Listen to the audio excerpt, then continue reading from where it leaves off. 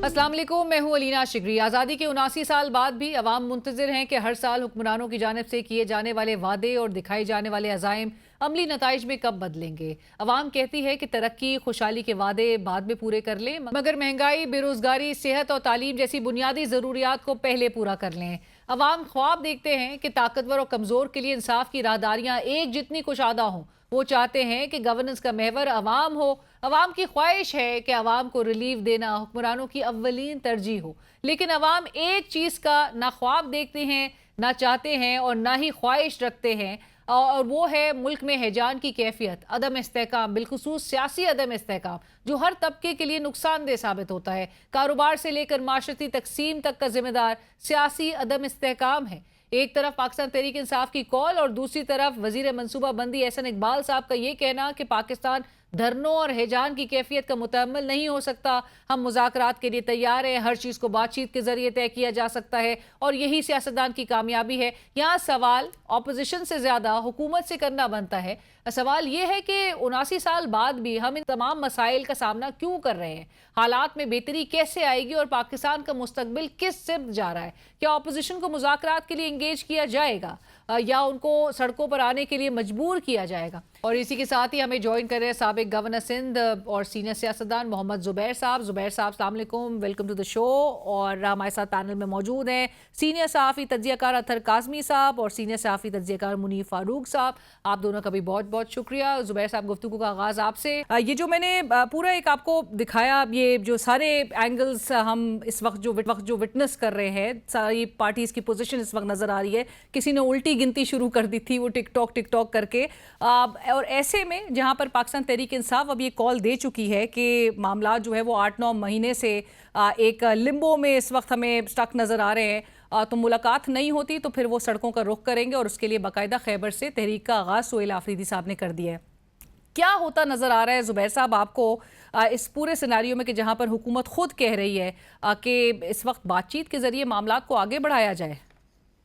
लेकिन सबसे पहले तो अलीना एक चीज तो बिल्कुल क्लियर है और कि this system is not working. बिल्कुल ही वो मोहसिन नकवी साहब ने तो कोलैप्स का वर्ड यूज किया था, दैट इज एक्सट्रीम। लेकिन उसके साथ उन्होंने एक अजीब सी बात की कि ये वो कहते हैं कि मैं अभी भी इस बात पर कायम हूं कि ये सिस्टम कोलैप्स कर गया, लेकिन ये 2.5 साल और चलेगा। अब बात ये है कि सबसे पहले और इम्पोर्टेंट स्टेक होल्डर पाकिस्तान के अवाम है कि पाकिस्तान के अवाम 2.5 साल तक एक कोलैप्स सिस्टम में रहे हैं और they will further continue to live in a system जो कि कंप्लीटली कोलैप्स करके अब कॉल मोहसिन नकवी के उसका मतलब ये है कि डिलीवर नहीं कर सकता। ये डिलीवर नहीं कर सकता और इसमें जाहिर सी बात है जो पीएमएलएन का भी पॉइंट ऑफ व्यू होगा और इंटरेस्ट होगा कि किसी ना किसी तरह से ये सिस्टम चलता रहे और इसको बातचीत के थ्रू, जो एहसन इकबाल कह रहे हैं बिल्कुल सही कह रहे हैं कि बातचीत के थ्रू इसको हम अपने जो इश्यूज को रिजॉल्व। बट आई थिंक जो कॉन्ट्रडिक्शंस हैं सिस्टम के अंदर विद इन द सिस्टम वो इतनी शदीद हैं, उसमें इतनी शिद्दत पैदा हो गई है, खासतौर पर आज़ाद कश्मीर के इलेक्शन के बाद कि कोalition पार्टनर्स की इस हद तक और इस लहजे में तो लड़ाई कभी हमने देखी नहीं थी। पहले भी तनकीद का निशाना बनाते थे और इतराजात भी होते थे पीपल्स पार्टी की तरफ से या पीएमएलएन की तरफ से, पर उसकी जो नोयत थी वो कभी इस लेवल पर नहीं आई थी जहां बिलावल को कहना पड़ा कि ये फॉर्म 47 की हुकूमत है। नस्ल दर नस्ल धांधली की पैदावार तक कह दिया जी। मतलब Bilawal was the first person जिन्होंने 2018 में जब इमरान खान आए थे तो he called out the government उस वक्त कि ये उसकी धांधली की पैदावार है। हाँ। तो मेरा नहीं ख्याल है कि, और फिर कॉन्ट्रडिक्शंस जो होते हैं उसमें एक जाहिर है एक हाइब्रिड सिस्टम है और उनका जो अवाम का जो एक्सपेक्टेशन है वो तो ये है कि वो समझते हैं कि शहबाज शरीफ तो एक डमी है और डिलीवर जो करना है और एश्योर करना है डिलीवरेंस वो तो एस्टैब्लिशमेंट को करना है। तो एस्टैब्लिशमेंट उसका बोझ कब तक संभालेगी? It is impossible and that is why Mohsin Naqvi spoke what he spoke. Right. तो ये मुझे तो नहीं लगता ये सिलसिला चलता हुआ रहेगा और चलना भी नहीं चाहिए। अगर तो आपकी इतनी प्रॉब्लम्स हो गई कि डिलीवरी हैज बिकम इम्पॉसिबल اور وہ جو سولوشن محسن نقوی نے دیا تھا وہ تو کوئی سولوشن نہیں ہے کہ پروونسز بن جائیں گے تو رائٹ. کیا میں ہو زبیر جائے صاحب گا. آؤں گی اس طرف، لیکن آپ نے جو محسن نقوی صاحب کی بات، اور میں یہ بات اطہر کاظمی صاحب کی طرف لے کے جاؤں گی. کاظم صاحب، جو زبیر صاحب نے کہا کہ محسن صاحب نے ایک یہ بھی بات کی تھی کہ کولیپس تو کر گیا لیکن حکومت مدت مکمل کرے گی، وہ اگلی ٹاک میں انہوں نے یہ بھی بات کہہ دی. سو آپ کو لگ رہا ہے کہ شہباز شریف صاحب پہ وہ جو پریشر ہے وہ کہیں نہ کہیں ایز آف ہو گیا ہے؟ انہوں نے تو گزشتہ روز بھی تقریر میں لیپ ٹاپس کے حوالے سے کہا کہ جی وہ مشین نہیں ہے ان کے لیے، وہ ان کا مشن ہے. اب وہ لوگ سوال کرنے لگے کہ بھائی مشن بغیر ویژن کے جو ہے وہ کس طرح سے وہ آگے پائے تکمیل تک لے کے جا سکتے ہیں. سو آپ کو نظر آ رہا ہے کہ یہ صورتحال جو ہے وہ تحریک کی طرف جو ہے وہ جانے سے حکومت بچا لے گی، کیونکہ آلریڈی پریشر بہت ہے، اتحادی کا بھی پریشر ہے، مولانا فضل الرحمان صاحب بھی ہیں، دیگر بھی جو ہے وہ معاملات اگر سڑکوں کا رخ کریں گے تو اس حکومت کے لیے تو بہت زیادہ مشکل ہو جائے گی صورتحال. دیکھیں، یہ جو سارا سیناریو جس طرح آپ نے پینٹ کیا بالکل درست آپ نے وجہ فرمایا، لیکن اس کے پیچھے ایک پریزمپشن یہ ہے کہ جیسے یہ ایک حکومت ہے اور یہ بڑی ایک بااختیار حکومت ہے اور وہ جو ہے جمہوری عمل کے ذریعے آگے تحریک کو نہیں چلنے دے گی. جب آپ نے پہلے بھی بتایا کہ محسن نقوی صاحب یہ فرما رہے ہیں کہ یہ سسٹم کولیپس کر چکا ہے، تو کیا شہباز شریف صاحب کو نہیں پتا کہ یہ سسٹم کولیپس کر چکا ہے؟ یہ سسٹم جس طریقے سے بنایا گیا گزشتہ 3-4 سالوں کے دوران یا 70 سالوں کے دوران، اس میں کس نے کیا کنٹریبیوٹ کیا وہ بھی سب کو پتا ہے. تو میرے خیال میں سسٹم کتنا ہو رہا ہے اس کا سب کو ادراک ہے. مین کوشچن یہ ہے کہ کیا یہ سسٹم ایسے ہی فی الحال چلے گا؟ مجھے یہ لگتا ہے کہ اس کو ایسے ہی چلانا ہے. یہ امپورٹنٹ چیز ہے، اس لیے کہ یا تو ہوتا نا کہ جو اس وقت اقتدار میں بیٹھے ہوتے وہ 2/3 اکثریت لے کے بیٹھے ہوتے ہیں، تو اس کے اوپر آپ پھر کوئی لمبی بات کر سکتے ہیں کہ سیاسی جوڑ توڑ ہو جائے گا، یہ ہو جائے گا. ایک کولیشن حکومت بنی، اس کے اوپر میں نہیں کہتا، منیب صاحب نہیں کہتے، زبیر صاحب نہیں کہتے، خود ان کے اپنے اتحادی جن کے ووٹ سے شہباز شریف صاحب اس وقت حکومت میں بیٹھے ہیں وہ یہ کہتے ہیں کہ یہ جعلی حکومت ہے، یہ فارم 47 کی حکومت ہے. بلاول صاحب کہتے ہیں، پیپلز پارٹی کے رہنما روز یہ بات کرتے ہیں جو ان کے اپنے اتحادی ہیں. تو پھر سب کو پتا ہے کہ یہ کیا معاملہ ہے. تو مجھے نہیں لگتا ہے کہ یہ جو سارا مسئلہ ہے تحریک کا بوجھ حکومت پہ ہے، کسی سیاسی جوڑ توڑ کا بوجھ حکومت پہ ہے. حکومت دراصل خود بوجھ ہے، کس کے اوپر ہے یہ مجھے نہیں پتا، لیکن یہ سارے مسائل حکومت نے حل نہیں کرنے. کیا ان سارے مسائل کو حل کرنے کی کوشش کی جا رہی ہے؟ میرے خیال میں ٹیکل کرنے کی کوشش کی جائے گی اور نظام یہی چلایا جائے گا. نظام یہی چلایا جائے گا. منیب صاحب، کیا سسٹم ایسے ہی چلے گا؟ پھر اگر ایسے ہی چلے گا تو اس میں پاکستان تحریک انصاف کو سپیس ملے گی؟ وہ سپیس اپنے لیے نکال سکے گی یا سپیس کوئی نہیں ہوگی؟